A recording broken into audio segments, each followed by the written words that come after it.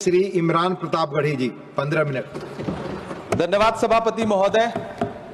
कभी सुदामा पांडे धूमिल जी ने कहा था कि एक आदमी रोटी बेलता है, एक आदमी रोटी खाता है, एक तीसरा आदमी भी है जो न रोटी बेलता है न रोटी खाता है, वो सिर्फ रोटी से खेलता है।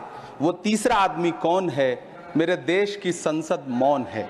सभापति महोदय, वो भी क्या दिन थे जब संसद में देश का बजट पेश होता था तो देश की सड़कें ठहर जाया करती थीं। रेल बजट पेश होता था तो लोगों की उम्मीदें रेल के डिब्बों की तरह पटरियों पर दौड़ने लगती थीं। पूरा देश धड़कने रोक करके वित्त मंत्री और रेल मंत्री को सुना करता था।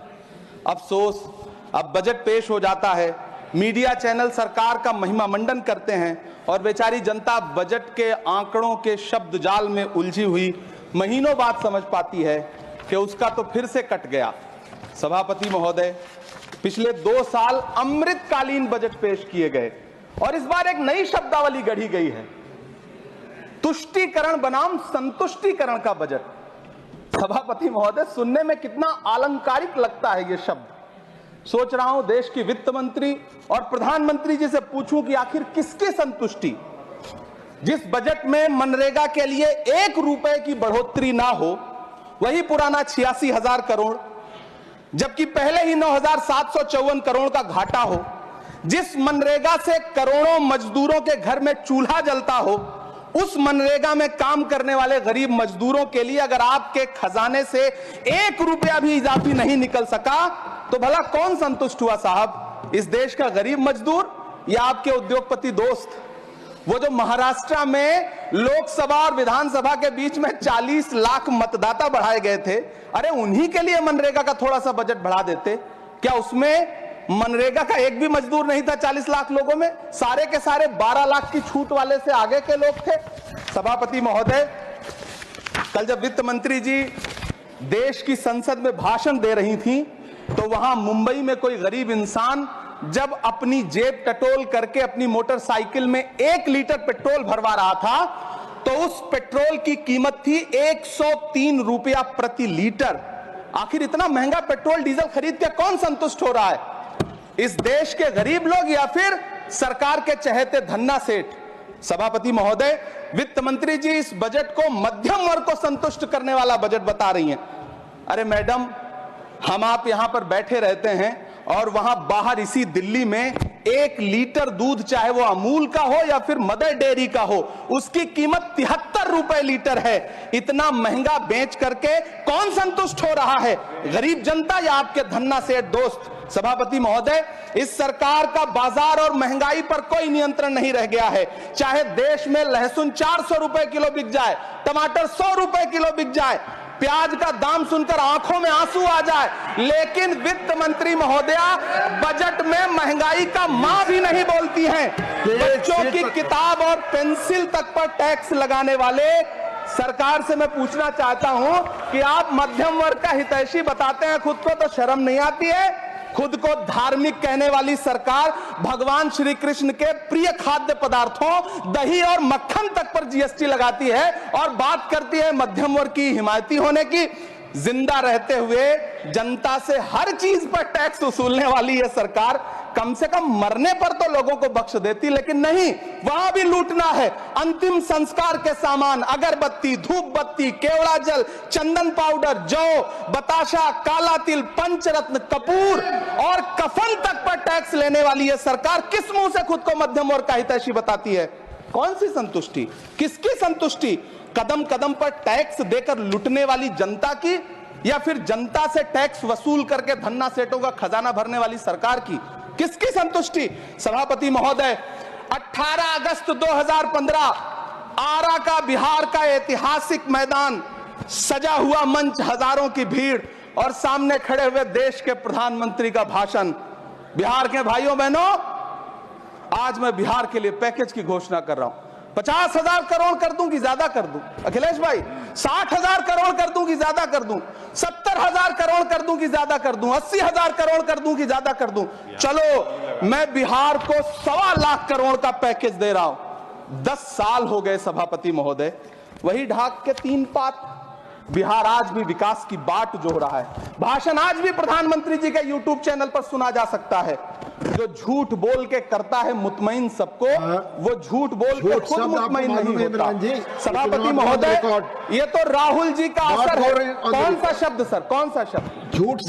ठीक है सर, मिथ्या बोल करके, जो मिथ्या बोल के करता है मुतमईन सबको, वो मिथ्या बोल के खुद मुतमईन नहीं होता। ये राहुल जी का असर है। जो मखाना बोर्ड की घोषणा हुई, अखिलेश जी आपको याद होगा, भारत जोड़ो न्याय यात्रा में 30 जनवरी 2024 को बिहार के रंगभूमि मैदान में राहुल गांधी जी का पूर्णिया में भाषण था और उसमें मखाना को लेकर उन्होंने आवाज उठाई थी। ये उनका असर है कि आपको मखाना बोर्ड बनाना पड़ा, वरना तो आप मैखाना बोर्ड बनाने वाले लोग हैं। सभापति महोदय, बिहार को झूठे पैकेज और चुनावी दिलासे देना बंद करिए।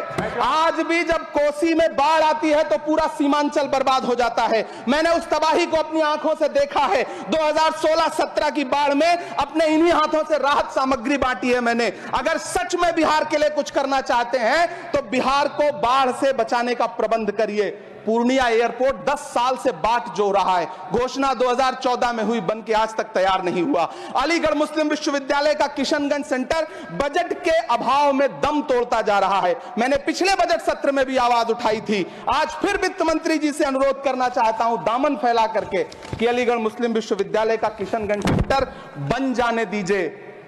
आखिर कौन सी नफरत है?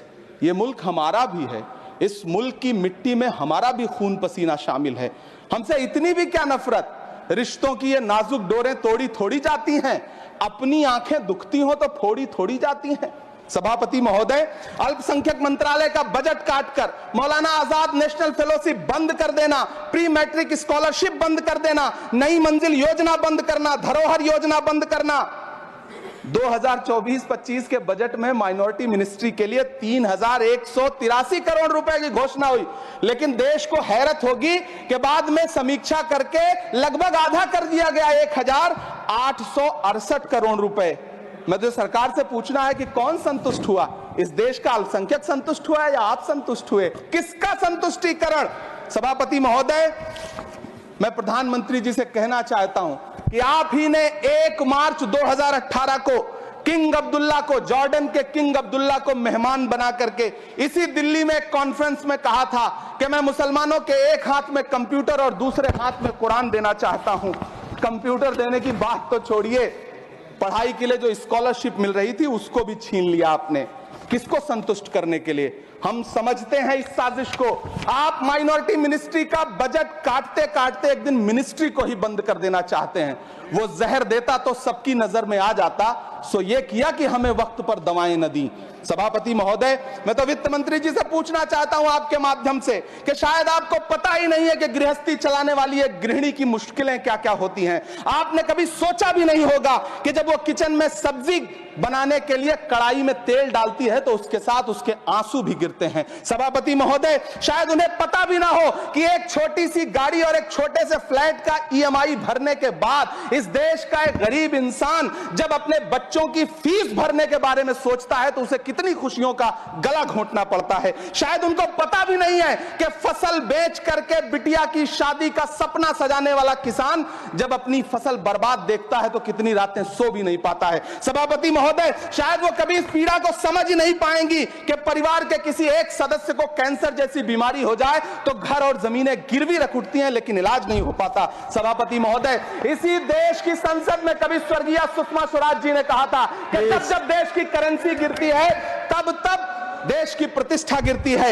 एक तरफ कोलंबिया जैसा छोटा सा देश और उसके प्रधानमंत्री गुस्तावो पेत्रो खड़े हैं जो कोलंबिया के नागरिकों को हथकड़ी लगाकर लाने वाले जहाज को अमेरिका बैरंग वापस लौटा दे रहे हैं, और दूसरी तरफ हमारे प्रधानमंत्री जी खड़े हैं जो बेड़ी और हथकड़ी लगा करके लाए गए बेटों के अपमान पर एक शब्द नहीं बोल रहे।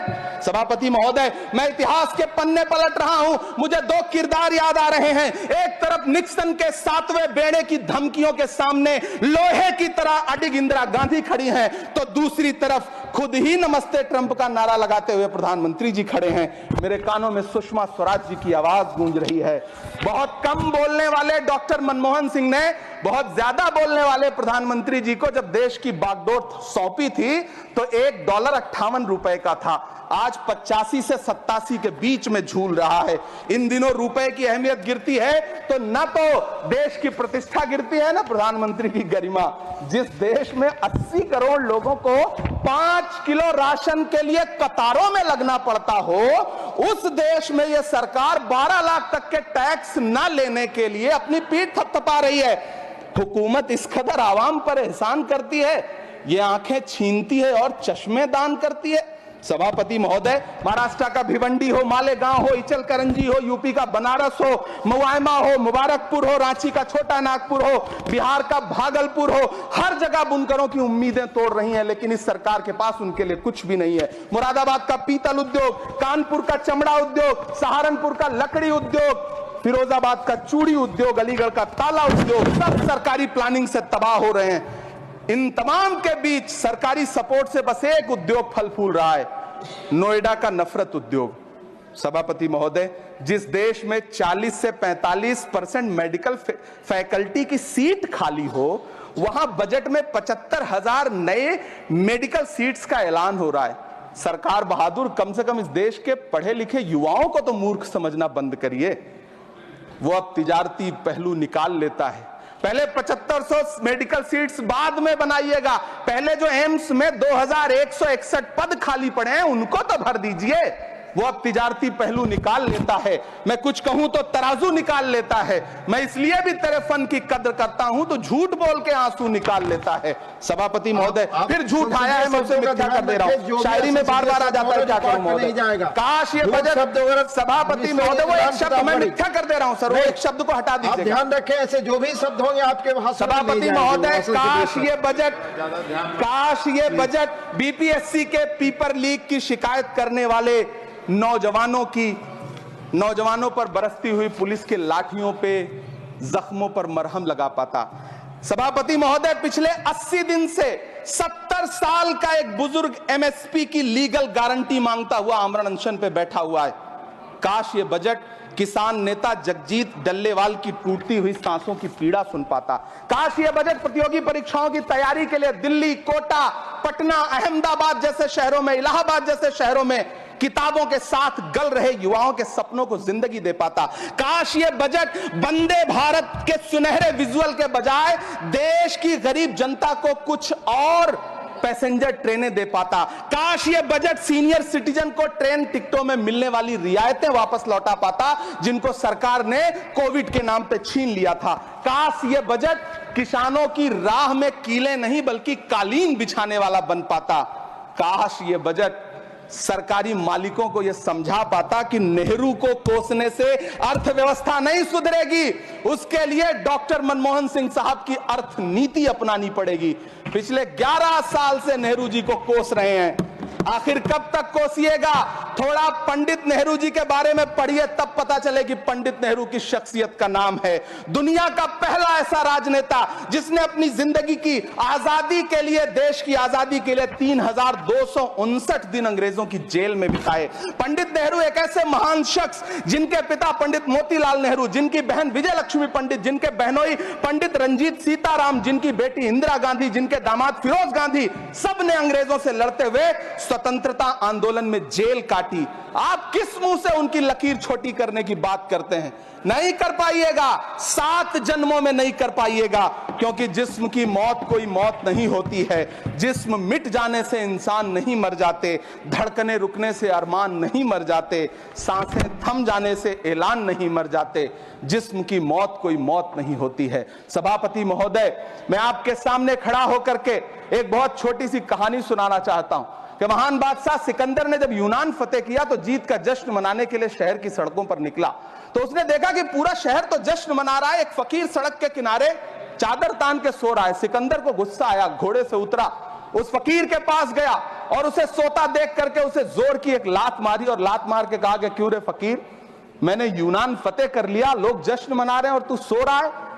उस फकीर ने उन्नीदी आंखों से सिकंदर को देखा और देख करके कहा कि शहर जीतना बादशाहों का काम है, लेकिन लात मारना तो गधे का काम है। सभापति महोदय, गरीब जनता को लात मारना बंद करिए। ये अमीरों के लिए बनाया गया बजट है, ये निराशाजनक बजट है। हम अमृतकाल सुनते आ रहे थे, ये अमृतकाल इतनी जल्दी समाप्त हो गया कि अब अमृतकाल का कोई नाम तक नहीं लेना चाहता है। इसलिए मैं इस सदन में खड़ा होकर के देश की वित्त मंत्री महोदया से कहना चाहता हूं कि आपने अल्पसंख्यकों के बजट में जो कटौती की है उसको बहाल करिए। आपने मनरेगा को जो स्थिर रखा है उसका घाटा 9,754 करोड़ है, कम से कम उतना बढ़ा करके फिर से उसे बहाल करिए। नौजवानों के लिए रोजगार दीजिए, किसानों को एमएसपी की लीगल गारंटी दीजिए। यही मैं आपसे अपील कर रहा हूं। धन्यवाद सर, आपने इतना जो समय दिया उसके लिए शुक्रिया।